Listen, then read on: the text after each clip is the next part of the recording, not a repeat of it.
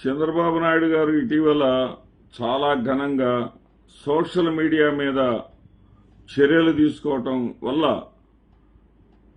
Social media దారిలో పడింది. Social మీడియాలో అసభ్యకరమైనటువంటి పోస్టులు ఎవరు పెట్టడం లేదు అన్నారు. చాలా సంతోషం. కానీ మెయిన్ స్ట్రీమ్ మీడియా సంగతి ఏంటి? మెయిన్ స్ట్రీమ్ మీడియాలో లక్ష్మీపార్వతి గారి గురించి ప్రస్తావన చేసి ఏదైతే ఉన్నాడో సినిమా నటుడు రాజేంద్ర ప్రసాద్, అతను మంచి హాస్య నటుడు, హాస్యాన్ని పండించేటటువంటి హీరోగా నటించాడు. నటనలో అతనికి మంచి పేరే వచ్చింది. అక్కడ అందరికీ సంతోషమే. కానీ అతనిని వేమూరి రాధాకృష్ణ గారు ఇంటర్వ్యూ చేశారు. ఇంటర్వ్యూ చేస్తున్నటువంటి తరుణంలో ఎన్టీ రామారావు గారి పేరు ప్రస్తావించగానే ఎన్టీ రామారావు గారు ఏమన్నారంటే, నాకు దైవంతో సమానం ఎన్టీ రామారావు అన్నాడు. ఎవరు? రాజేంద్ర ప్రసాద్ గారు. వెంటనే వేమూరి రాధాకృష్ణ మొదలుపెట్టేశాడు. ఆపోయా సోదంతా ఎందుకు, పాయింట్లోకి రా అంటే, నువ్వు నిన్నెందుకు కూర్చోబెట్టావు ఇక్కడ?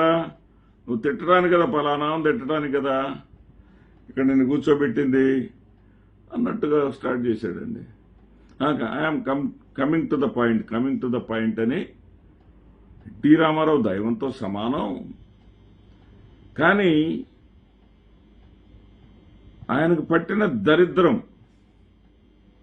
దరిద్రం లక్ష్మీపార్వతి అనే మాట వాడాడు. ఏమండి, లక్ష్మీపార్వతి మహిళ కాదా?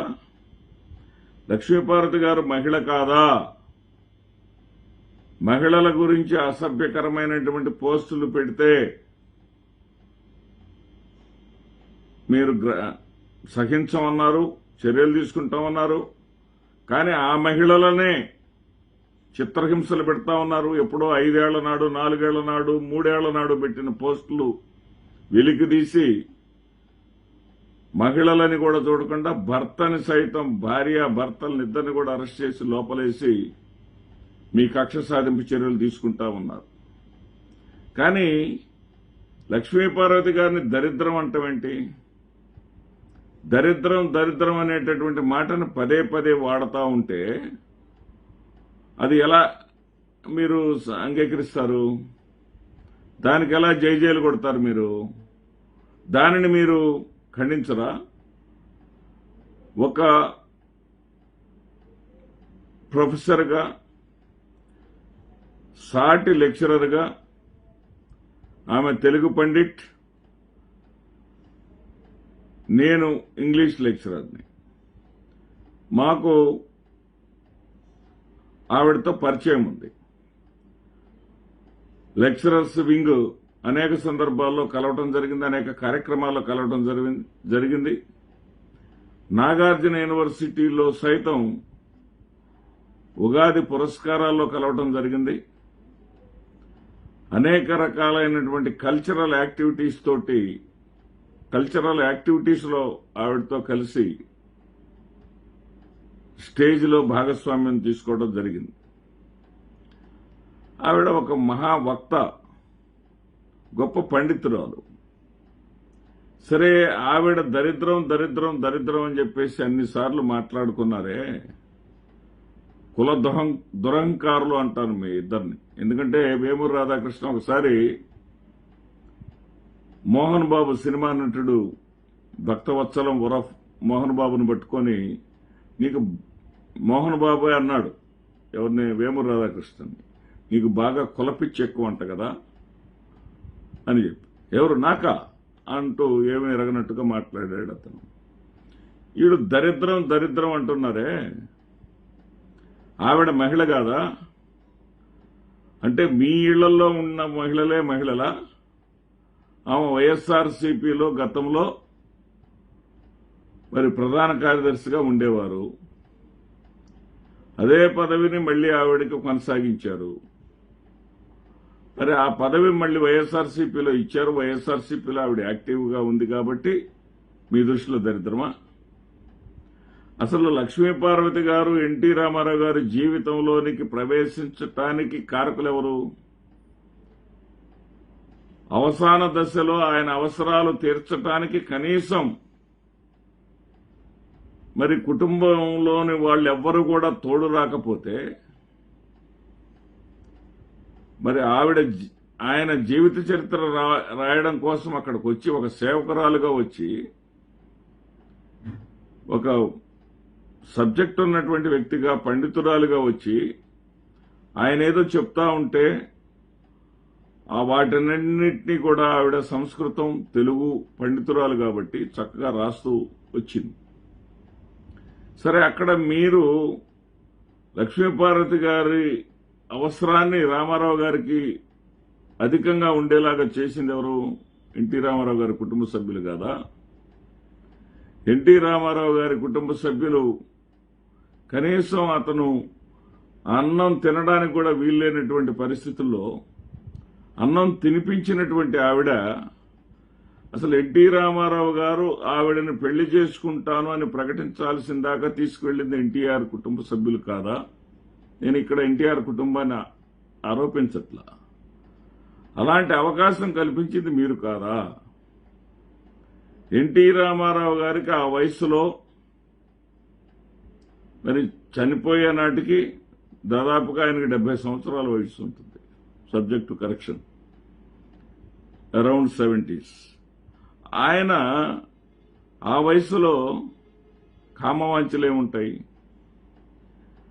లక్ష్మీపార్వతి గారి గురించి వాళ్ళు చాలా నీచాతి నీచంగా లక్ష్మీపార్వతి గారి కుమారుడు వయసు ఉన్నటువంటి ఒక డాక్టర్ తోటి అక్రమ సంబంధాన్ని అంతగట్టి ఏదో మెసేజ్ పెట్టిందని చెప్పేసి వీళ్లే ఆవిడ వ్యక్తిత్వ హననం చేశారు తప్ప. ఇంకా ఒక మాట అన్నాడు ఈయన, ఎవరు? రాజేంద్ర ప్రసాద్ గారు. రాజేంద్ర ప్రసాద్ గారు ఏమన్నారంటే, ఎన్టీఆర్ కుటుంబ సభ్యులు కూడా ఏడవలేదు, నేను ఆయన గుండెల మీద పండుకొని ఏడ్చాను చనిపోయినప్పుడు అన్నారు. మరి ఎన్టీ రామారావుని దైవంగా భావించేటటువంటి మీకు లక్ష్మీపార్వతి గారిని ఎన్టీ రామారావు గారు ఎందుకు పెళ్లి చేసుకోవాల్సి వచ్చిందో తెలియదా? లక్ష్మీపార్వతి గారిని రామారావు నేను భార్య స్థానం ఆమెకు ఇవ్వాల్సిందే అని ఎందుకు అనాల్సి వచ్చిందో తెలియదా? ఎవరు నిరాధారణకు గురయ్యాడో ఆయన, ఎవరి పట్ల వీళ్ళు నన్ను అవసాన దశలో నన్ను చూడలేరనుకున్నాడో, ఎవరు చూస్తారనుకున్నారో, ఎవరి తోడు లేకుండా చేస్తారనుకున్నారో, ఆ తోడు అతనికి ఉంటే మామూలుగా ఆవిడికి భార్యస్థానం ఇస్తే వీళ్ళెవరూ మాట్లాడరు, ఆవిడకి దక్కాల్సినటువంటి గౌరవం దక్కుతుందని కదా ఆయన ఇచ్చింది. ఆమె మీరన్నటువంటి దరిద్రం అనే మాటనన్నారే, ఆవిడ ఏదో ఎన్టీ రామారావు గారిని దోచేసింది, ఎన్టీ రామారావు గారి ఆస్తులను కొల్లగొట్టింది అన్నారే. ఏ విధమైన చరిత్ర? ఎన్టీ రామారావు గారు చనిపోయి 95లో ఆయన చనిపోయారు.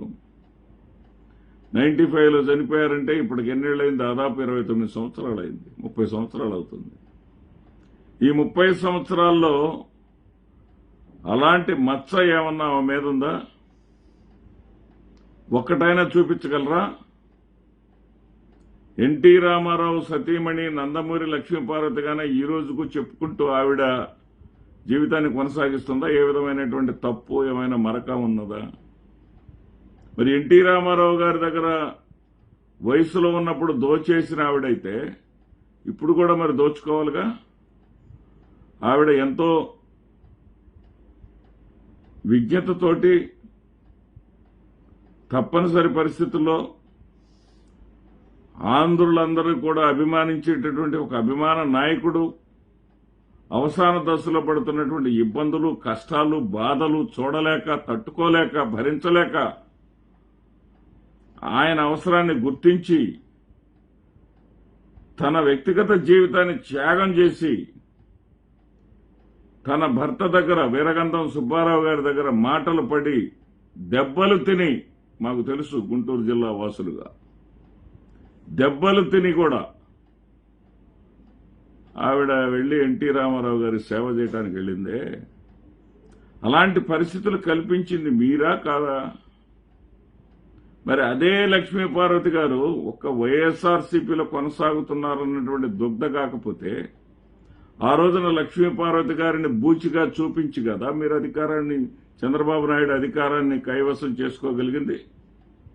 ఆ రోజున లక్ష్మీపార్వతి గారిని ఒక భూతంలాగానో, ఒక లక్ష్మీపార్వతి అని ఆవిడ ఎంటర్ అయితే ఎన్టీఆర్ కుటుంబం నాశనం అయిపోతుందని ఇటు కుటుంబ సభ్యులను భయపెట్టి, ఎమ్మెల్యేలను వాళ్ళందరినీ కూడా లక్ష్మీపార్వతి ముఖ్యమంత్రి కాబోతా ఉంది, మీ దగ్గర నుంచి అధికారం లాగేసుకుంటుంది లక్ష్మీపార్వతి, ఈ బండోడు అనే మాట కూడా వాడాడు చంద్రబాబు నాయుడు గారు, ఈ బండోడు అధికారాన్ని ఆమెకు అప్పచెప్పేస్తాడు అని చెప్పేసి కదా మీరు ఆ రోజున రామారావు ఆ దుర్ఘటన కానీ అతని జీవితంలో జరిగి ఉండకపోతే ఆ తరమంతా పరిపాలించేవాడు. ఆ దుర్ఘటన జరిగి ఉండకపోతే అందరికీ తెలిసినటువంటి విషయమే. ఇంకా మీరు అన్యాయం చేశారు ఎన్టీ రామారావు గారికి. ఎన్టీ రామారావు గారు ఏ పార్టీని అయితే కుక్కమూతి పిందెలని తిట్టాడో కాంగ్రెస్ పార్టీని, ఆ కాంగ్రెస్ పార్టీతో ముందుగా తెలంగాణలో పొత్తు పెట్టుకున్నారు. ఆ తర్వాత ఆంధ్రప్రదేశ్ రాష్ట్రంలో జగన్మోహన్ రెడ్డి గారిని ఓడించడం కోసం లోపాయకారిగా కాంగ్రెస్తో ఇక్కడ పొత్తు పెట్టుకున్నారు. మీరు ఎన్టీ రామారావు గారు ఆత్మ ఘోషిస్తుందంటే మీ చేష్టలతోటి ఘోషిస్తుంది. అతను అధికార పీఠంలో నుంచి దించేసి అసెంబ్లీలో కనీసం తన గోడు చెప్పుకునేటటువంటి అవకాశం కూడా ఇవ్వకుండా, తాను జీవించి ఉండగా వైస్రాయ్ హోటల్ ఎదురుగా ఆయన వస్తే తన ఎమ్మెల్యేలను తనకు కష్టపడి తిరిగి గెలిపించుకున్నటువంటి ఎమ్మెల్యేలను బయటకు పంపించిన ఎమ్మెల్యేల కోసం వస్తే ఆయన మీద కోడిగుడ్లు, చెప్పులు, టమాటాలతో దాడులు చేసి జీవించి ఉండగానే మీ యొక్క